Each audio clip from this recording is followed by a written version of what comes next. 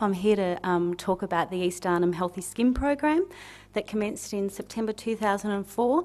I did give this talk at the conference on Thursday, so I do apologise if there's some people that have already seen it.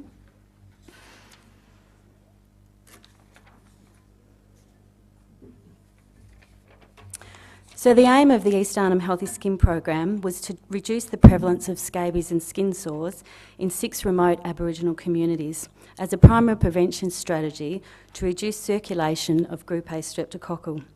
By implementing a coordinated regional healthy skin program and evaluating the impact of the program on skin disease, we hope to develop a plan to integrate the program or components of into routine service delivery in the Northern Territory. The program was comprised of several different components. The first was the development and delivery of a Vet 2 certificate in healthy skin. This course was designed to attract local community people, and was delivered locally in the communities as well as in Darwin and Gove. There were 11 Indigenous graduates that were employed in their local communities to educate and screen children for skin disease during the 3-year study period. The Healthy Skin Program also encouraged and assisted the community councils and the clinics to implement the annual scabies treatment days. Our role was to help with the education and the distribution of the Likely cream to all households in the community. This generally occurred in about October of each year. During the 3-year study, the community workers screened children aged 0 to 14 years for scabies and skin sores, and this was done in the community homes, the local health clinics and in the school. The community workers were employed for 20 hours per week and were supported by a Darwin-based team that visited on average once a month. The Darwin team was made up of Aboriginal health workers, nurses, doctors, paediatricians and dermatologists. Likely, the scabies treatment used was often given out to the families on diagnosis of scabies, and children with skin sores were encouraged to go to the clinic for treatment. We also conducted a child audit to determine the most frequent infectious reason for presentation to the clinic in the first year of life. And finally, we conducted a cohort study in 2 of the 6 communities to determine the uptake of scabies treatment by cases and their contacts. I'd just like to give you some background on the scabies and skin sores and their relevance to Group A strep for this project. As you're aware, Indigenous school-aged children have the highest reported rates of acute rheumatic fever in the world. Many of the ARF studies have been conducted in temperate climates, and a history of pharyngitis has been determined. However, in the tropical regions of the Northern Territory, symptomatic Group A strep pharyngitis is not as common, but the recovery of Group A strep from skin sores is much higher. Point prevalence studies in the Northern Territory have reported skin sore prevalence as high as 50%, with Group A strep underlying many of the infections. Scabies prevalence in the Northern Territory had been reported as high as 50% in children, and in one study, scabies underlied 50 to 70% of the streptococcal pyoderma. Other healthy skin programs have been implemented in the Northern Territory with varying degrees of success.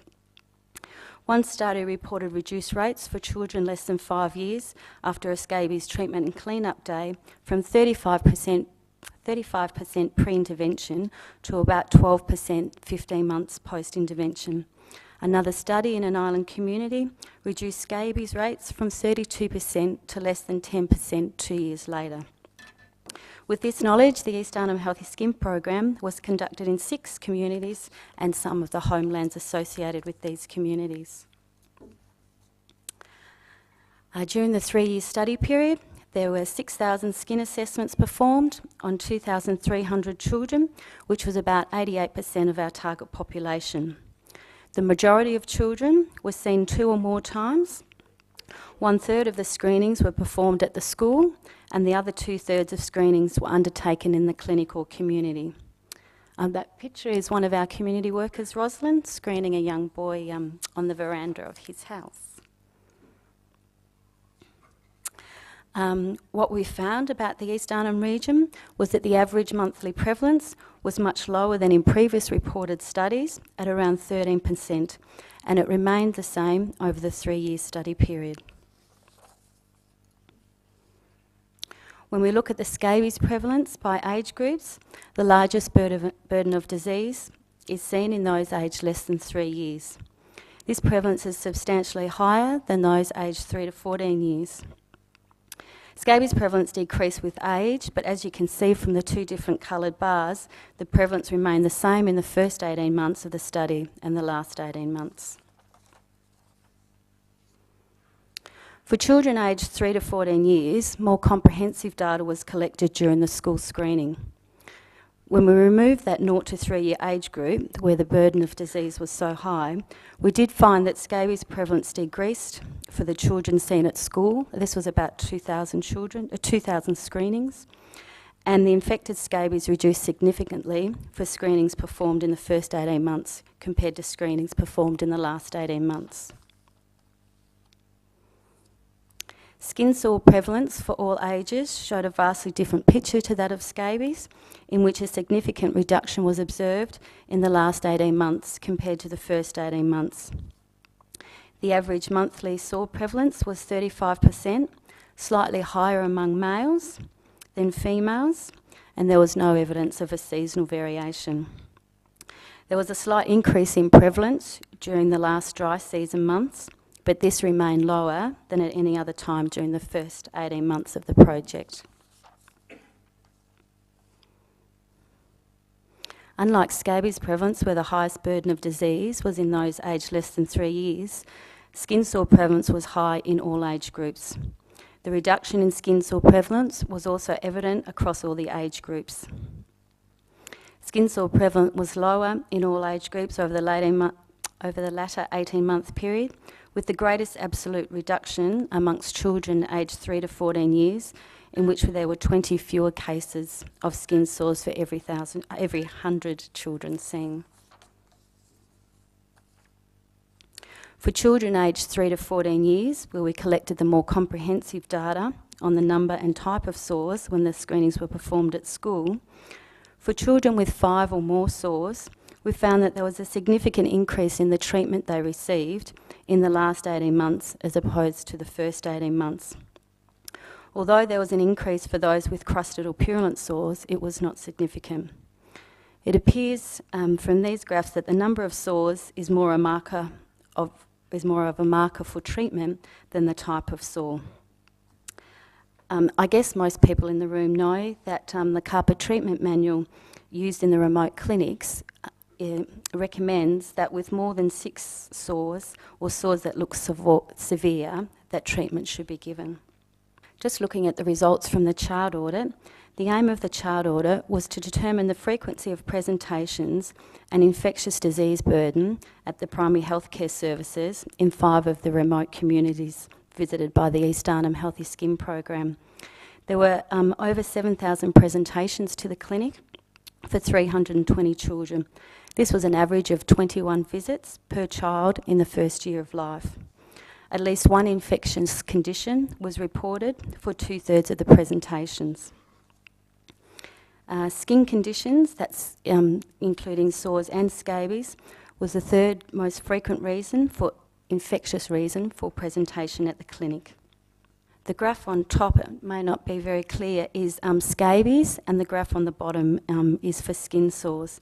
As you can see, the red line indicates the age at first presentation for scabies or skin sores. A large peak in first presentations for both scabies and skin sores occurred at 2 months of age. And by 1 year of age, just under 70% had presented at least once with scabies, and just under 80% had presented at least once with skin sores. This is now looking at the cohort study, which the aim of this was to assess the level of uptake of scabies treatment among households where scabies had been diagnosed, as there obviously had been no change in the scabies prevalence since the Healthy Skin program had commenced 2 years prior. There were 40 households enrolled in the 2 communities, involving almost 600 individuals. 40 of these were the index children with scabies, and the rest were the household contacts. The median household size was 15 people, and almost a quarter of the people in all the households had scabies. As you can see from the graphs, the uptake of the scabies treatment for the index cases, this is just for the 40 cases, in the 2 communities was 80%. When we actually looked at the treatment uptake for the household contacts, it was half that of the index scabies cases at only 44%. Also, there was quite a difference between the 2 communities, and household contacts in Community B were over 6 times more likely to report treatment uptake than those in Community A.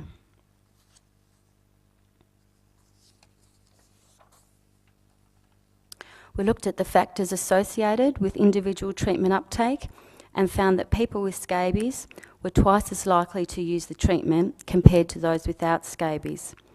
What we found in common about those not using the treatment was that they were male, that they were from Community A, and that they were from households with a higher scabies burden. There was no evidence that age or household crowding influenced treatment uptake.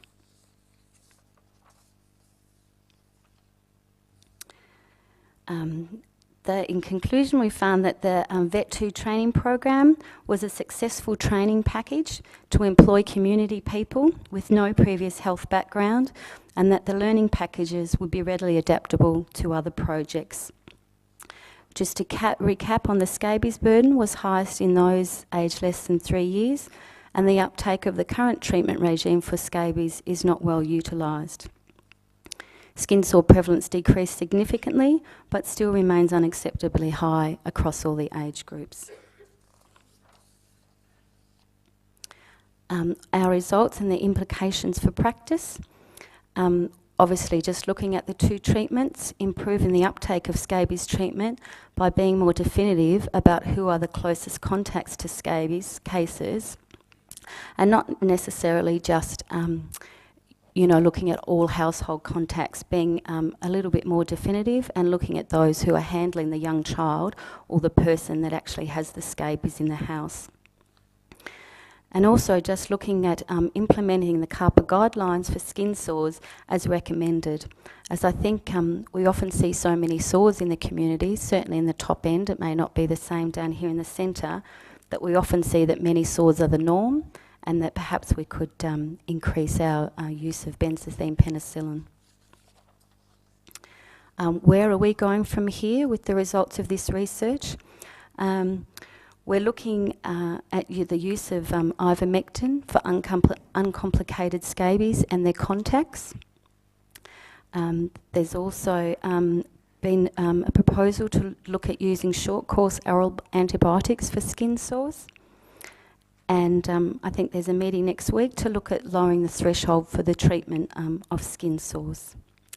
And that's it. I'd just like to acknowledge the other people on the team and our funding bodies.